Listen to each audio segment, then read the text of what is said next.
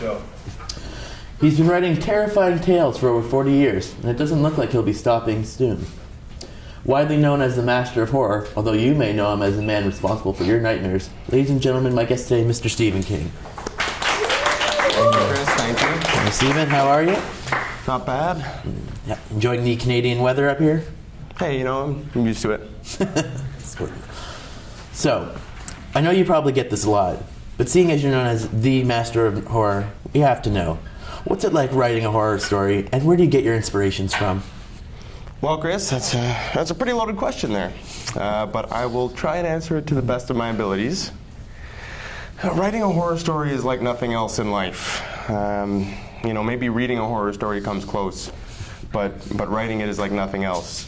It comes from the depths of your imagination, places where your mind doesn't want to go, places where as a child you might block out. You might not go there. But as an adult, and as I'm writing those stories, I have to explore those depths of my imagination. I look back to myself as a little kid and I wonder, did it scare me then? Does it scare me more now? If it does, it's probably something good to write about. Well, I know I'm scared of taxes, but I don't think that would make a very good story. Hey, well, maybe that'll be my next story. Man who died from taxes. So, you're known as one of the greatest horror authors of all time, and for good reason. You create these amazing, terrifying, and dramatic storylines. But have you ever considered writing a story of a different genre? A comedy or romantic novel, perhaps? Well, in the end, what I write is what I write. I feel like my stories do have elements of romance. I feel like maybe they do have elements of humor. Could be a quippy line, something to detox from the madness that's going on. But in the end, what comes out of my mind is what comes out of my mind, and that seems to just be horror. That's not to say that I can't have fun. Yep. That's not to say that I'm a psychopath that only thinks of crazy, mad things. Well, what is sanity anyways? Fair enough, Chris. But to answer your question, I guess yes and no. My next novel may have a bunch of humor in it, but I probably wouldn't be able to classify it as a humorous novel.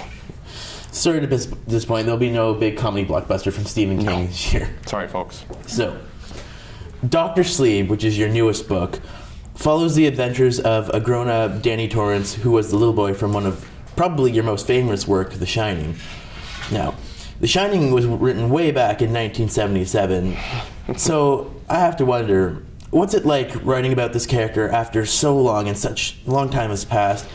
And will this lead to other possibilities of other past characters returning in future novels? Well, Chris, you're making me feel really old here. 1977, I don't even want to... let's forget about that. It was that long ago. But other than that, it's a pleasure coming back to Danny Torrance, to writing about a character that I wrote about so long ago. I find following him later in life is something that my longtime readers will be able to connect with, and something that I could connect with really personally. It's a story that obviously I have a strong personal attachment to.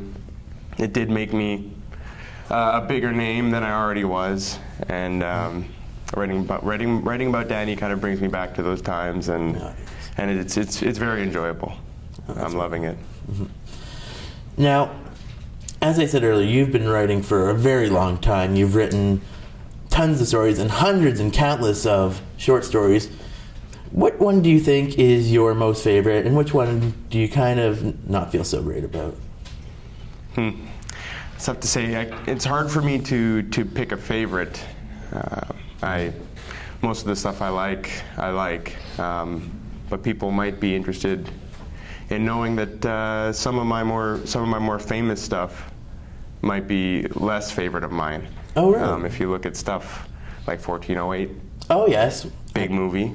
Very big movie that John Cusack, big names. A lot of people ended up loving it. Samuel L. Jackson. A lot of people ended up liking it, but me personally was not one of my favorites. I understand.